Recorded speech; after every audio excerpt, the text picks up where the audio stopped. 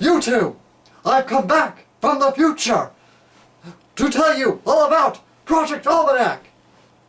Wait, Project Almanac's been out for how many weeks now? Oh boy. It's alright. Oh boy. We went back in time to try and prevent ourselves from seeing the movie. But we failed! I need to readjust the flux capacitor. Something has gone wrong in the space-time continuum. It's alright, Christopher Lloyd. Great Scott! I know, this is heavy. Wait, has nothing to do with it. Welcome everybody to, of course, Drak and Shadow. I'll never forget the little skit we did, but we did just see Project Almanac. Well, we had to explain why, you know, we've waited so long to see this. So, first of all, I guess, our apologies. We actually had, like, a full list ready, and then the unfortunate happened, and Drak caught strep. Yeah, so many in schedulings and reschedulings. Eventually, we just kind of had to condense our movie list down, because as we're a week away from Chappie, which we're both really excited to see, and I was intrigued by this movie, and I figured, I'll go see it. Then I asked if Drak was at all interested. I didn't actually think he was gonna go, but what do you know, he did. The premise was at least a little interesting, because you and me just kind of looked at the trailer really quick, and I said, all right, I'll try it out, see if they do it, because it's time travel, you know. Yeah. Eventually, a Back to the Future has to happen, right? You know, where we have a really good time travel story. Mm-hmm. This, unfortunately, isn't that. But, so, first of all, we apologize. We are going to be back to schedule, but yeah, we did have to take a few films out. So our next one, spoiler right here now, is Chappie. So, I'm going off the assumption that people have seen our reviews at least once. If you haven't, I'm sorry, because we're not going to explain. But let's go ahead and just get into Project Almanac from Paramount Pictures.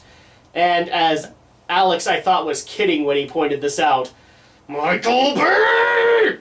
This is a Michael Bay production. Yes. So, yay, I've now seen Turtles and Project Almanac. And Transformers Age of the Marky Mark. Age of the Marky Mark, which will probably be my last Transformers film, I'm just going to be honest with people. So let's go ahead and get into the plot. There really isn't much of one. This is very much a found footage film. This is Blair Witch kind of material. It's very shaky cam. Yeah. It's all from the interpretation of... Basically, the entire interpretation of the filming and the cinematography is these are high school geeks, and one of them's little sister, who's an AV geek. And so she's filming them while they're trying to perform experiments so that one of them, who is kind of the genius, can get into MIT. So we are introduced to Dave Raskin, who's played by Johnny Weston, and he's kind of the genius of the three. He's the one that wants to try and get into MIT, and it starts off with a really cool experiment. Excuse me, sorry guys, I'm still kind of recovered.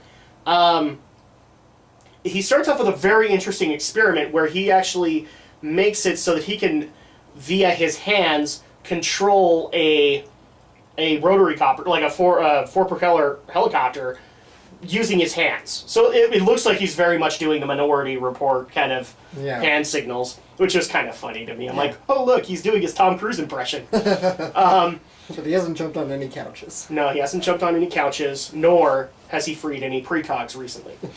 At least that we know of. Yeah. I can't believe it. I just made a time travel reference, and Minority Report deals very little with time travel. So the bottom line is that the way the plot things go, it's very everyday kind of thing. And I'm just going to warn people in advance. So MTV Films was part of the marketing for this film, and you wouldn't be able to tell. We'll get to that in a second. So he gets into MIT, but he does not get the full grant that he wants. Yeah. So he can't afford it. And so they're trying to figure out, like, what is another experiment they can do.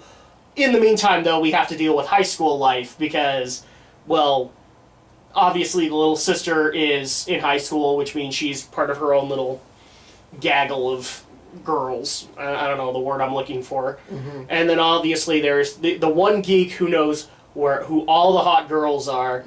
And then the other one is very much into gaming, and he's probably more into this project than the other is. The other one is just very set on being popular, which, geeks want to do, but eventually they kind of grow out of it. So the other one is willing to consider, they're trying to consider other things they can do to get approved for another scholarship. Well, while they're doing that, Dave decides to go through his dad's old things. This is where we're kind of alluded to that his dad has passed away. And so he's going through a lot of his dad's old experiments to see if maybe he can get them working and get another grant going. To which they find their dad's old video camera, which has a very disturbing piece of footage. It's a recording of Dave's 7th birthday, and in the image he can actually see himself at the party, which logically shouldn't happen. It shouldn't be even possible. So, as scientists, they go to try and figure out why. Which in turn leads them to, I guess, Dave's dad's secret project from DARPA, where he was trying to build a time machine. And he was almost successful, but now that it's 2014, they can actually fill in all the gaps that they couldn't in 2004. So they build a time machine, and it works. They have to do so by actually bringing in the most popular girl in school, because, that's MTV. We have to do that somehow. And it turns out that the most popular girl in school has a bit of a crush on Dave. Yeah, that doesn't happen in high school life. I'm just going to point that out. But then again, a geek like Dave Raskin wouldn't look like Dave Raskin. So I'm just pointing that out. But ultimately, they make it work, but they can only make it work for a couple of hours. So instead, they decide to play pranks on each other, to which they also discover, oh, wait, and this is probably one of the more innovative concepts in the film, because this is one thing time travel films aren't really able to answer, which is what happens when you see yourself. And this movie's answer is basically that you basically cancel yourself out of the space-time continuum. Really cool. Doc Brown would be proud. Yes. So they decide, okay, well, we can't do that. They even set some ground rules for time travel. They can't do it this way. But then they decide to be high school kids about it. Of course. And they basically are using time travel for very, very frivolous things, including going to what I'm guessing is a 2012 Woodstock concert, just so that Dave can make the most popular girl in school fall in love with him. Then he screws it up, because he's a geek and he doesn't get that. That was forced. I'm just saying. Mm-hmm. So at that point, then Dave says, okay, well, I don't like that. So he decides to break the rules and go time traveling alone. But in the meantime, when we've been having all this frivolity, like playing pranks on each other while the other's there, or trying to ace somebody's science quiz and having multiple attempts at it, like Groundhog Day. In fact, they refer to Groundhog Day, yeah, which was funny. The viewer probably notices before they do of a ripple effect that is starting to happen, that while they're trying to change the confluence of the sequence of events, it's altering. Subtly, but it's altering. So when Dave decides to go on his own and make things right, things kind of alter drastically. Enough so that the other teens notice and are like, we have to fix this, because this is our fault. I don't know how they jumped to this is our fault, but they jumped to this is our fault. These could just be a series of unfortunate events. Mm-hmm. And they immediately go, it's our bad. And then, as soon as he changes it, another confluence event, another coincidence happens, and now he feels like he has to fix that, and then he has to feel like he has to fix that, and then that, and then that, and then that, and then he cancels out his girlfriend! Whoops. Yeah, that would be how that kid would respond to that. Whoops. I canceled out a human life. Whoopsie. And finally, he just decides to go back. He's like, this can't exist because we're going to abuse it whether we like it or not. We're kids, blah, blah, blah. He doesn't even say that, but you can see that kind of going on in his head. He gets to meet his dad, and then when his dad is actually off going to say his last words to young 7-year-old Dave, he basically takes the time machine and destroys it so that it doesn't exist. However, for some weird reason, we have a second camera now because Davey Boy didn't consider that option. And so they actually kind of make it sound like, at the end, it kind of leaves it in a two-way scenario. Either they're going to recreate the time machine, or they're not going to. It's a will they, won't they kind of ending. Mm-hmm. And that's pretty much it. There isn't much to this film. Pretty basic plot. Yeah. So, if I haven't explained it properly, you guys will probably let me know. But it's a time travel plot, which means not a whole lot of crap makes sense. Wibbly wobbly, timey-wimey. Yes, exactly. Thank you, Doctor Who. Which is funny, because Doctor Who was referenced. Doctor Who, They yes. do. They referenced a lot of time travel. And those were fun. But then when they tried to do time travel, they were kind of crappy at it. So let's kind of get into the overall concept of this film, like the likes, the dislikes, what we did like about the film. Alex, why don't you go ahead and take it, because I've been talking for a while. Okay. Well, I don't know, I rather like the film. I think the premise is there, the idea is interesting, the behaviors, the patterns, everything about it, predictable it may be, I guess it makes sense with this context of this plot. They are teenagers. I do expect them to go do stupid, frivolous things. To the film's credit, and this is something the trailers really didn't hint much. Let's play Curse. Except it's not. It's happening not in that aspect. And we're back! Okay. We just went back in time again. We're back from the future! Okay, so back on my likes here. It's Doc! He's alive! He's alive! Oh, I'm sorry. We didn't have the UPS guy come to deliver that. Are you Marty McFly? Yeah, that's the one fault in this movie. No Back to the Future reference! You guys missed out. Well, the title is supposed to be the reference. Okay. Because the Project Almanac, when it's originally called Almanac, was a reference to the Gray Sports Almanac that Marty tries to buy for himself. True. Okay, so absolutely. It's kind of. But unlike learning the lesson that Marty did, these kids didn't. No.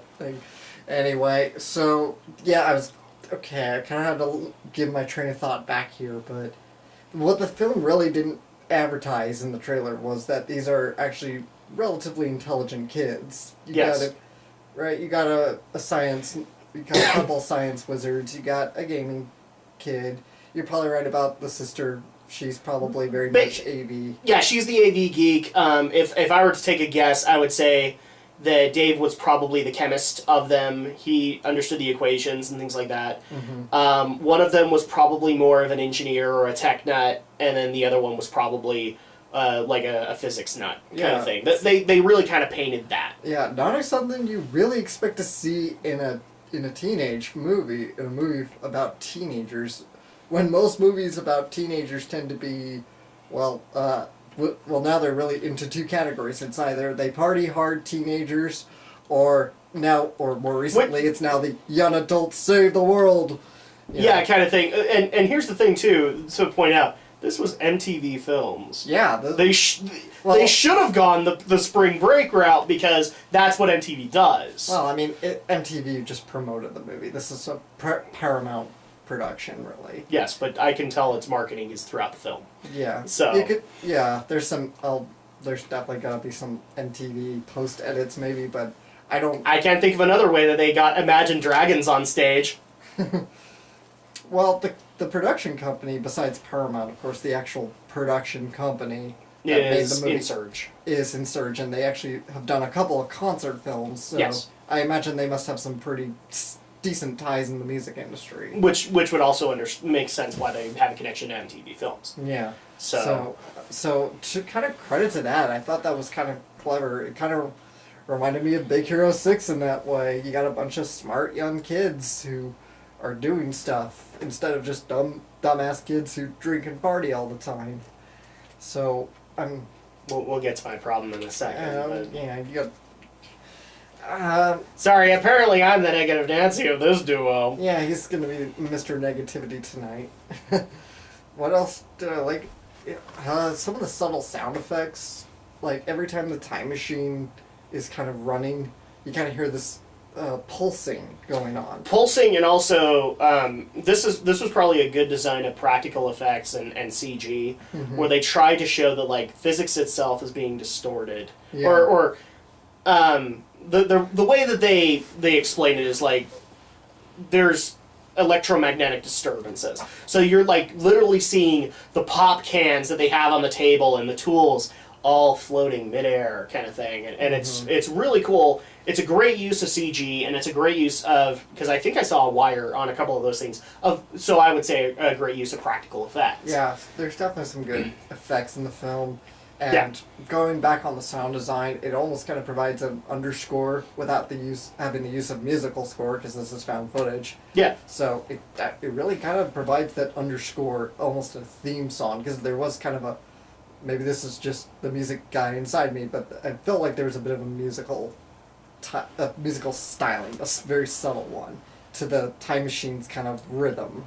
I would say it's more of a sound design thing more than a music design. Yeah, I mean, it's a sound design, but I kind of wonder if the sound designers were kind of going for that. Maybe I'm reading too much into it. Probably, but... Okay. I thought we're not the director. We don't know. Yeah. I thought the cast was fairly decent. I thought everybody did fairly well in their parts. Again, a bunch of fairly young actors. They're obviously mid-20s, of course.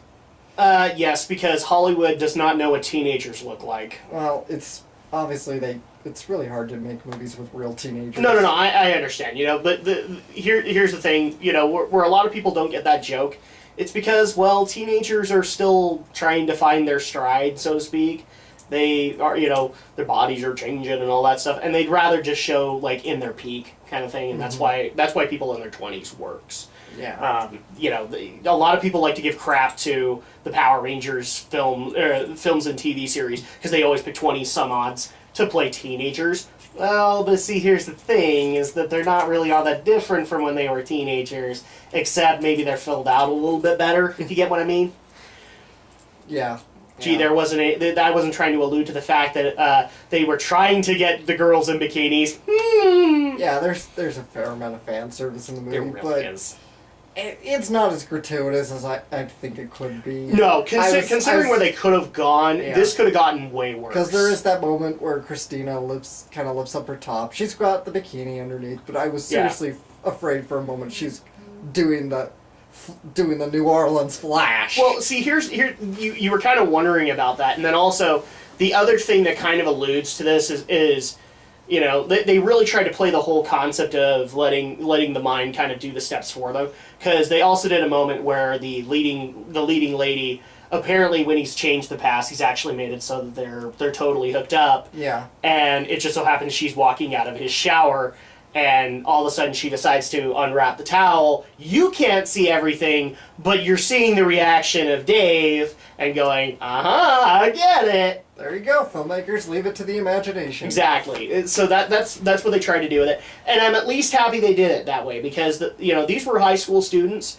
which in a lot of cases kind of alludes to probably not 18, and that would have been such a problem if they had done it that way. They had to be at least 17, 18. The guy's already applying for college. Yeah, something like that, but that's always very murky material to go with. Yeah. And one of the things I did kind of notice is that that this did advertise to kids to some extent, because in our theater there were kids. Yeah. So parents could have been potentially mad at you for doing that, but they were very tasteful with it. Yeah, I mean, it's a PG-13 movie. It's not hard. It's not. Yeah, and here's the thing too, like, where we're trying to make the concept of like, she was in a bikini, not like a revealing one. In fact, it was not that bad. Yeah. They really did try to kind of hint at the fact that this was a little sister. They weren't seeing it that way.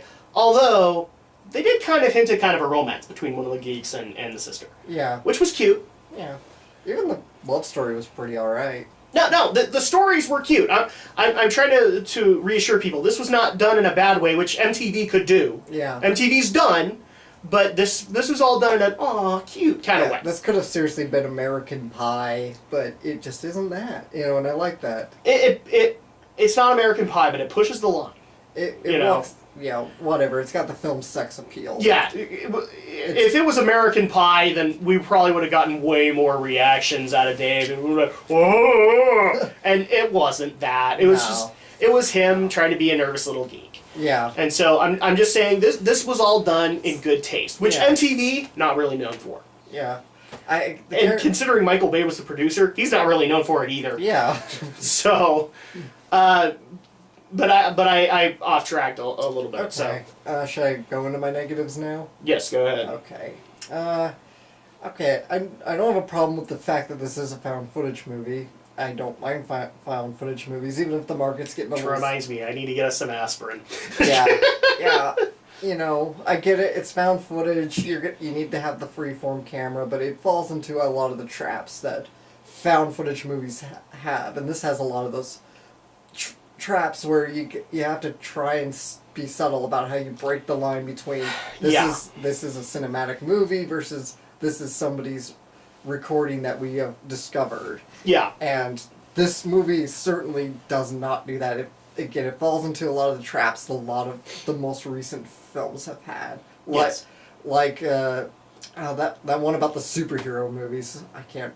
The found footage about superheroes. I can't remember what it's called. I know what you're talking about. Super 8? Something like that. Not Super 8. It was... I cannot... Divergent, I think it was. Divergent. No, because Divergent is Hunger Games kind of thing. That's cinematic quality. Oh, you're right. I can't remember the movie now. It's escaping my mind. Yeah, but I get what you mean. Yeah, and certainly Earth to Echo. Yeah. Which had problems. I mean, the comparison that I made was this was Blair Witch all over again, and it really was. And there is a lot of shaky cam in this. And, oh yes. And some of the times the scenes that they're shooting don't even make sense. You have, what idiot breeds videotapes they're breaking? I know they're stupid people, but these are smart kids. Well, and here's the thing too. This is the one thing that they didn't explain.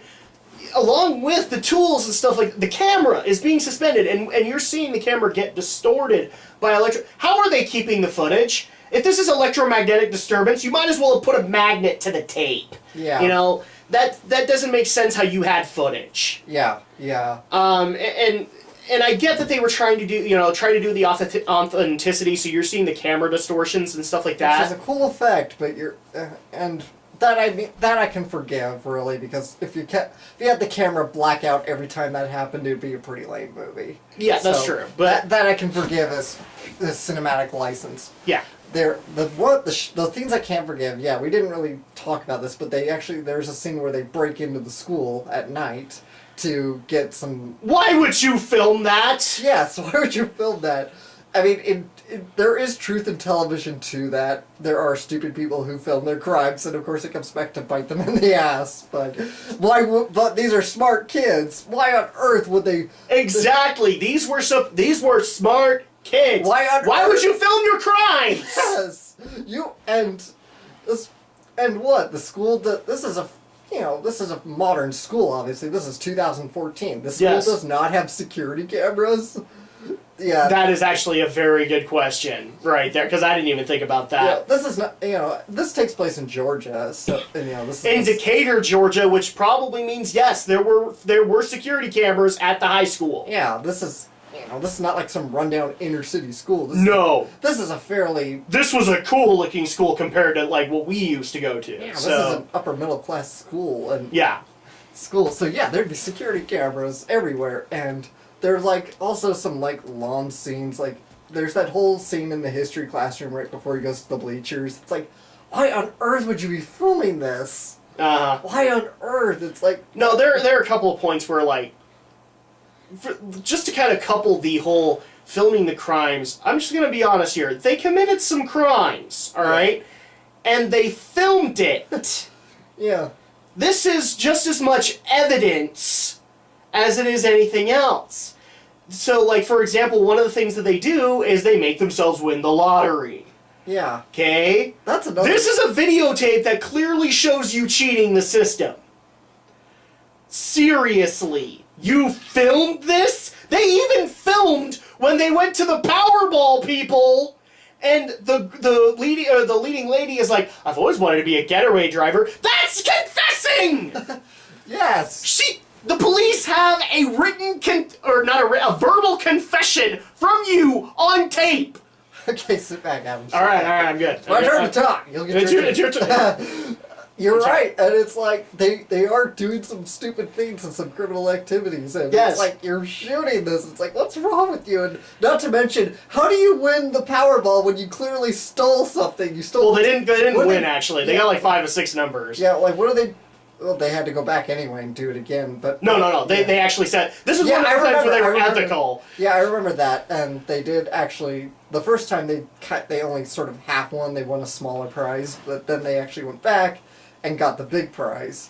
But wait, here's the problem with that, because didn't they knock over... No, they didn't win the big prize. They did, they won the $1 million. No, they thought they were going to get like $8 million. Okay. And instead they got $1.8 million. Okay. So that's why they're all sad at the picture. Okay. It's because they messed up and they don't want to go back again. Okay. That's one of those things where I'm like, oh my gosh, they're actually trying to be ethical. That's cute. They're remorseful. Okay. I thought they were so... No, they were just mad at each other. Yeah, I thought they were just... Okay, see, my mind must have skipped a frame here, because I thought they had gone back, but they were just kind of feeling guilty or tired about it, whatever. No. Okay, but it's like, yeah, didn't they knock over a convenience store, to get that... They made it look like they did, yeah. Yeah, they had to make a break for it. And I think, in all honesty, what they did was they were, trying to memorize the Powerball, which, look... The guy, the kid that walked in was super nervous about it. Mm-hmm. Almost like he was going to hold up the grocery store. That's actually what I thought they were doing. And I'm like, really? You're going to hold up the grocery store? And then he's just running out, and it was because he was memorizing the Powerball numbers. It wouldn't have mattered. Because, first of all, you're going back in time, so nobody saw you with the really suspicious behavior. Yeah. So it's one of those things where it's like, oh, really? Okay. But that does fill in the gaps for me, because I don't know. Don't you have to be 18 to play a lottery? That was actually one of my questions there too. If these were high school kids, wouldn't they have to check their driver's licenses? Yeah. And actually, I think the lottery is older than that. I might be wrong about that, but I think I might have to get this double checked, but I think in some states it's 20. You have to be 20 to do the lottery. Yeah, maybe so at that point, that was another question that I had. I was like, wait, they're not getting carded or anything, to make sure that they're 18? Yeah, I gotta wonder. So we're from Utah. We don't have a lottery here. Well, we do, but it's off at the border of the state. Well, the people go to Idaho to play. Yeah, exactly. To play or they go to Wendover. Yeah. Which is close to Nevada, I think. Yeah. And there you go. Well, they go to Wendover for casinos, but anyways, yes. we're getting off track again. Yes. We live a sheltered lifestyle. Ignore us. Whereas ADD as this movie can be. Really. I'm kind of surprised we don't have the shaky cam going on while we're filming. So absolutely, and. You're right. There's a lot of problems with trying to do a time travel story. It's a hard concept to really pull off. Yes. And I think they do some things right here, but you've mentioned some things that I think they did wrong. I'll let you go into your stuff now. Oh, is it Drak rants time? Yeah. I love it, the fact that he's pointing out that this is the first time I've ever been a negative Nancy. I think I'm the only negative Nancy on some of these things. So we are truly the Game Grumps, because he's Grump and I'm not so Grump. Apparently so. So first of all, I'm going to point out some of the positives. One of the things that actually worried me when I walked in here, because I actually try to go in with kind of a clean frame of mind on any film that we go to. I do not want to be influenced on stuff, although, Transformers, Michael Bay, you can't really avoid that. But this one, I did very little research. I saw the trailer and that was it.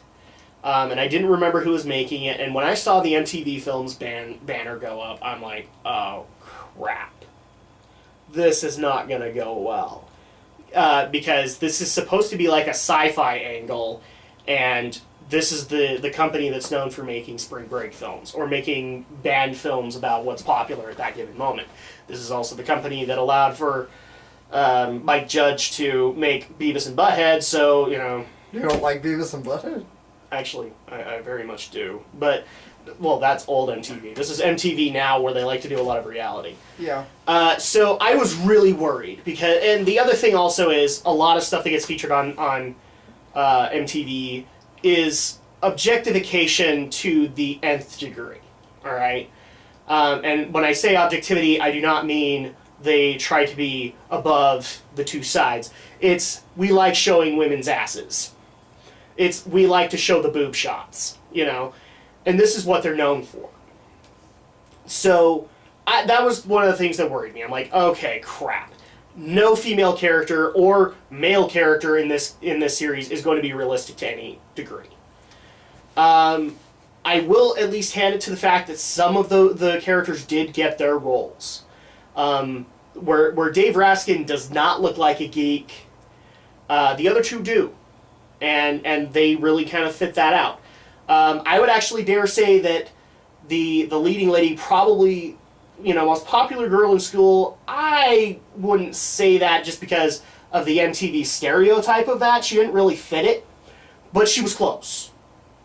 And then the sister, I thought they were really tasteful with the sister when they could have done, you know, like you said, they could have done the Mardi Gras shot, and that would have been just... That would piss me off, because that would have been the little sister. So, you know, let's just say for the sake of argument, little sister, if these guys are 17, 18, she's probably 16. Like, they kind of went out of their way to explain she's like a sophomore. She's a freshman. She's not that far in. So if you'd done the Mardi Gras shot on what is supposed to be like a 15, 16-year-old girl, that would have not been the right way to go. And I would not have surprised me that MTV did that, but I still would have done the shame on you, because that's just objectification to the nth degree. Positively, this film did a lot of things right with time travel. And here's the thing: time travel films, they look great on paper, but never in film. In fact, you know, we reference to Bill and Ted and Back to the Future. Time travel is such an interesting concept that it can be easily screwed up, or it can easily be a success. It teeters. And so where Back to the Future is it done right, and Bill and Ted, I would argue, is it done right, you also have time travel films that don't. That horribly screw it up. Do you have an example? Well, I mean, the one that I gave to you was Clock Stoppers from Nickelodeon Films, which was really sad, too, because that was Jonathan Frakes. All right? I love Will Riker, and I love it when he directs, but I don't know what the crap he was thinking with that film. And that's just my opinion. Another one that would come to my mind would be... I didn't see this, but I actually heard that they didn't get the time travel concept really well. Like Peabody and Sherman last year. There are a lot of examples where time travel is not done right, and it leaves tons of loopholes and tons of questions. This was no different. There were tons of questions. But with a lot of the practical effects and the way that they tried to make the time travel seem bigger than it was, I liked. I liked that idea. I also like the fact of, you know, where a lot of time travel films don't even mess with this question of what happens when you see yourself. This film did. And it made sense. You know, like where Harry Potter would explain it as you would literally go insane if you saw yourself. This one just literally said, nope, you don't exist if you see yourself.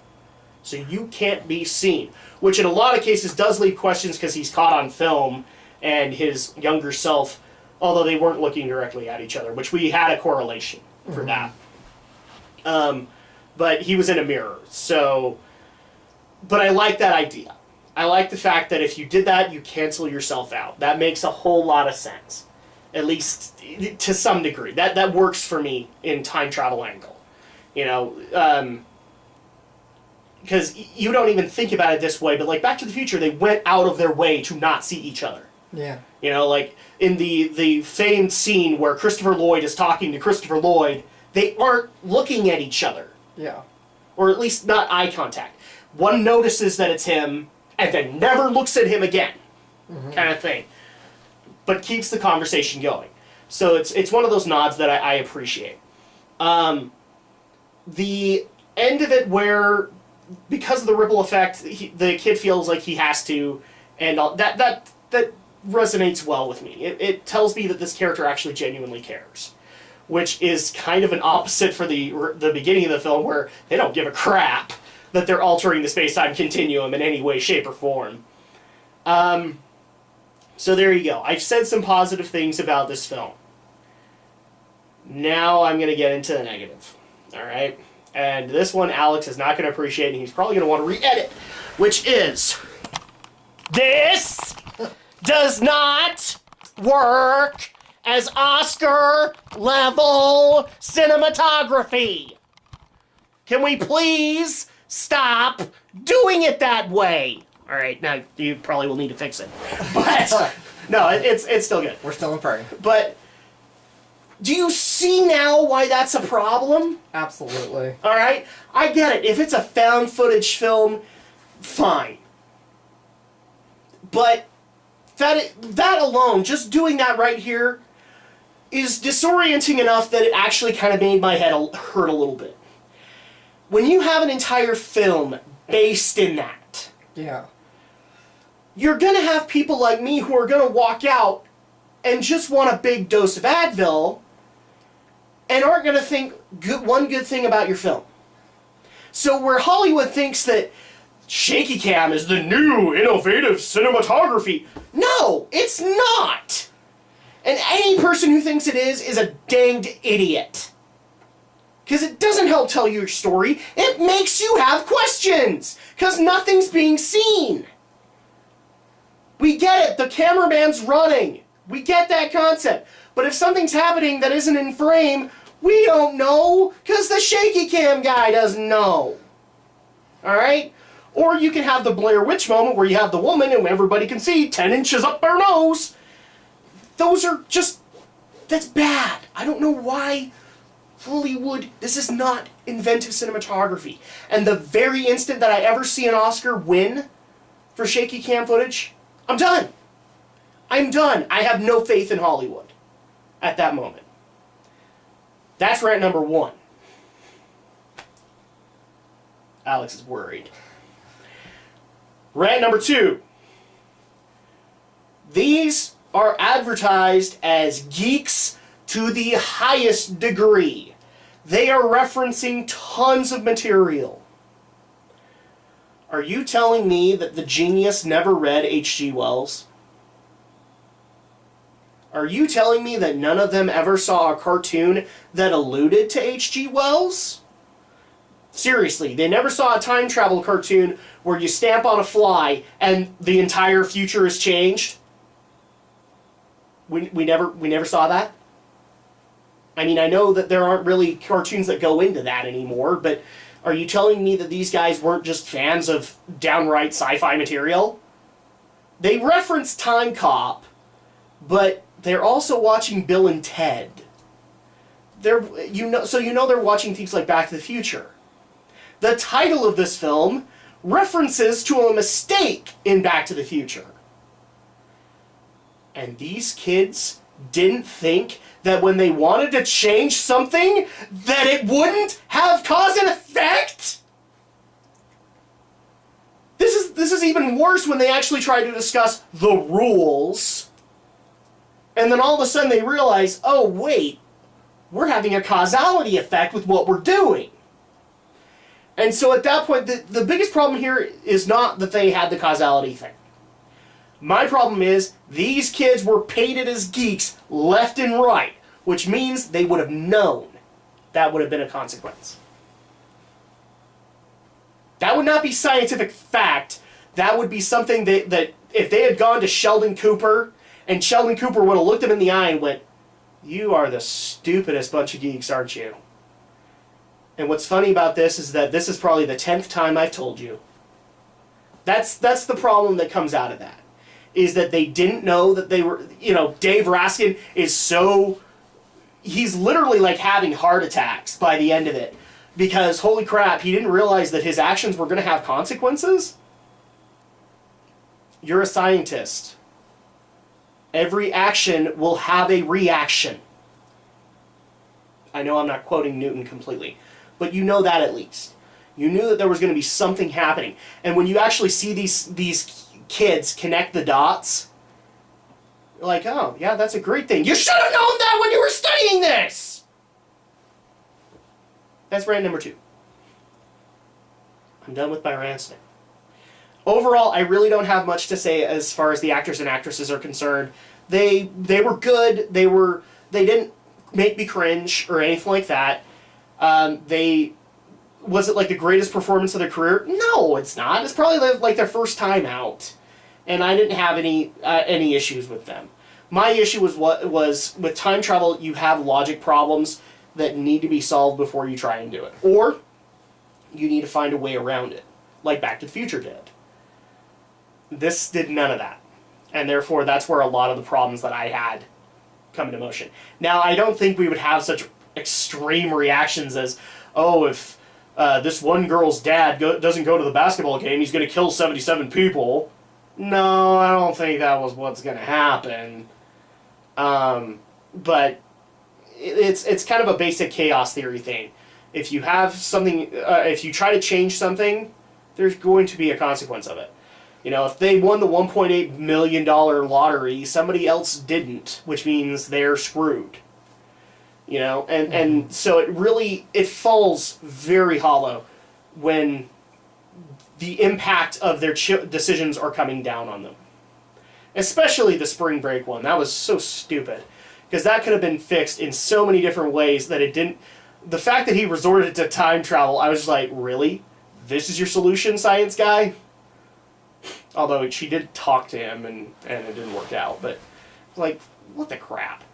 But yeah, that's really what I got to say on the matter. It's just like, a lot of the stuff was really, really good on paper, but wasn't applied very well.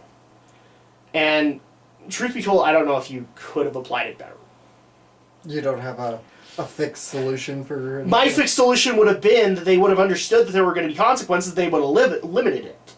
Mm-hmm. When they discussed the rules, it would be, we're only going to do this, but also, that would have also meant that, like, they wouldn't have been doing such frivolous things, Yeah. So, overall, that's just an overarching problem with this film as far as I'm concerned. So we've said our positives, we've said our negatives. How do we feel about this film overall? I think overall, it's not a terrible film. I'd say it's rental worthy. I mean... if you want something interesting to show people, see it on Netflix, see it in Redbox. Yeah. It's not really a terrible film. It's got problems, it does, and I don't know. It's just hard to do. I agree. It's hard to do time travel without it either not getting bogged down in too much explanation or not shooting yourself in the foot too much with logic. It's the whole grandfather paradox. This movie does attempt to address it a little bit. I was actually kind of surprised that we didn't end up with some weird twist where Dave Raskin just turned out to be his own father. But that would have been a Futurama joke, so... Okay, yeah. Where Philip J. Fry is in fact his own grandfather. Okay, so for me, I guess... What, you didn't know that? No, I did. Yeah. For me, I'd say... it's kind of teetering, 6.5 to 7. I would kind of agree with that. I would probably give it a 6, and that's just because I really do think this is C or D material. Considering that it was this director's first time out in a feature film, I think it's a good attempt. But it does scream to me that maybe there were other influences that changed things a bit. It really didn't make sense to me where these kids were going to a spring break event just to impress a girl. When in reality, he was just trying to impress his crew, kind of thing. Instead, I would think he would want to take them back to like go meet Einstein or something like that. That would make a little bit more sense with the way their characters were going. Or if they went back to E3 to see the big announcements or something like that. Spring Break to me just felt like, oh well, we're gonna have an excuse to make these kids act like idiots. Well, they weren't acting too bad. There were a couple of times where I'm like, they are acting so stupid, who's holding the camera? Because that's the only one that has sense. Because those could have been a lot shakier than they were. I mean, they're out at a concert, they're having fun. Yeah. Whatever. I don't know. I can buy it. I mean, just because you're a nerd, you're gonna have nerds have diverse interests too. Yes. Right. I would. You know, there will be people who want to go see their favorite sports team win a big game, and there will be people who want to go to a concert, no matter, and yet the next day you can be back in your chem lab and doing some crazy experiments. So I still have to give this movie praise. I think for painting a character of geeks, it kind of defies that old geekery convention of stereotypes. I mean, yeah. So I think it makes them fairly diverse. To an extent that you can get diverse with this. So overall, we're kind of giving this kind of a D rating. This is still a good attempt, and if this director came up as a director for a feature film again, I'd watch it just to see what he did with it. Sure. Which is Dan Israelite is his name? Yeah, Dan Israelite. So yeah, I'll be interested to see what this guy does in the future. Maybe don't work with Michael Bay again. Maybe he was part of the problem. I don't know. I'm still debating whether it was Bay or it was MTV Films, because a lot of the stuff that was done felt like either or. There's Paramount too to contend with, so it's. And this is definitely. Well, and here's the thing: Michael Bay is Paramount's baby at this point. Yeah, I mean, this has been a movie. What, 3-4 years in production? Yes. So that's the kind of time of frame. That's the kind of movie that goes through so many rewrites and so many changes. It's not something that evolves into the most high concepts, right? And sometimes it also felt a little bit like this movie. I don't know, to you, it felt a little short. It really felt like they could have done more with it if it had a little bit more time. I don't know. I felt the time was fine. Actually, I felt some of the pacing was a bit erratic because there's some scenes that went on too long. That's actually what I'm kind of meaning, is they could have made things less like that if they had more time to actually explain this stuff. And they didn't really, Yeah. I want to think of a way that you could do that though without it getting like bogged down in too much exposition, because too much exposition. And that's another thing that hurts time travel films, is if you do too much exposition. Yeah, and I mean that's why movies like Back to the Future were successful. Everything's explained out, but it's done in a sharp, quick way that you get it, but you don't need it spelled to the letter for you. Yeah. So as time travel movies goes, it's not one of the worst. No. It's not amazing, but... No, I can think of way worse time travel films than this. A modest recommendation. Actually, the one I wanted to think of but wasn't coming to my mind, Timeline, that came out based on the Michael Crichton film, or a Michael Crichton book, and that was bad. Oh, okay. Or even the H.G. Wells Time Machine that got made in, 2004. Yeah. Oh, jeez. So, overall, as far as finance is concerned... Where does this lie on the thing? Because we've mentioned, movie tickets are harsh these days. Yeah. What would be the justified price? And the way I kind of want to do this is normal movie theater. Would this have been justified for the full $12 in 3D kind of thing, or would you go down to the dollar theater, the $5 theater, or to Redbox where it's $2? Where does this justify financially? Yeah, I don't even think this movie was in 3D. If it was in 3D, God help anyone who watched it in 3D. Oh, jeez. Just think of the headaches. I got a headache watching this movie. I was feeling a little motion sickness, too. Well, full disclosure here, we both had to walk out of the film, and I think for both the same reason. Yeah. We just need to kind of reorientate ourselves so that the head stops pounding. Yeah,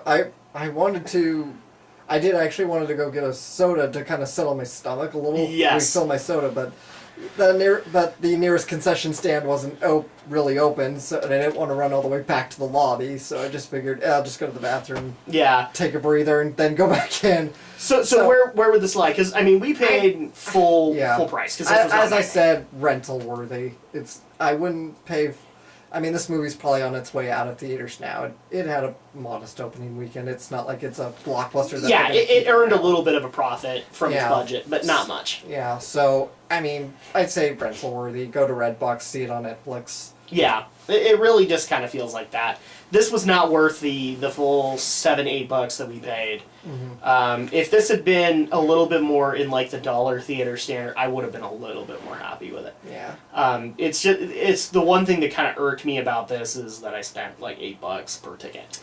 Yeah. And that sucks. Maybe we should have done Saturday matinee instead. Probably should have, but in fact, we may have made matinee, but I don't think we did. Because matinee is being changed all the time. Yeah. So, yeah, that's where it kind of lies. I would probably say the same thing, too. Go see it in a dollar theater, or go rent it on Redbox. Catch it on Netflix if it's free. I wouldn't pay money. If you're going to Amazon or Hulu, don't pay money. Yeah, don't rent it. I mean, don't rent it, but don't do it that way, where you're paying. Because it's not really all that worth it. Redbox rental. Don't pay Amazon, YouTube, or Hulu. Yeah, because Amazon is like it's $3 for like a 24, 48-hour rental, which I think is roughly what Redbox is. But Redbox is like $1 a day. So. That's $1 a day. Okay, so yeah, Redbox would be cheaper at that point.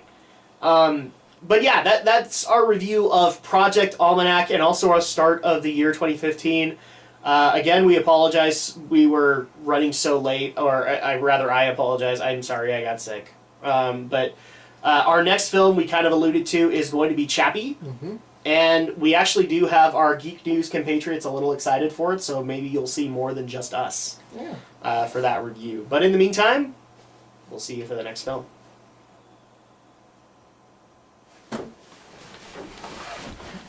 This doesn't even work for an ending!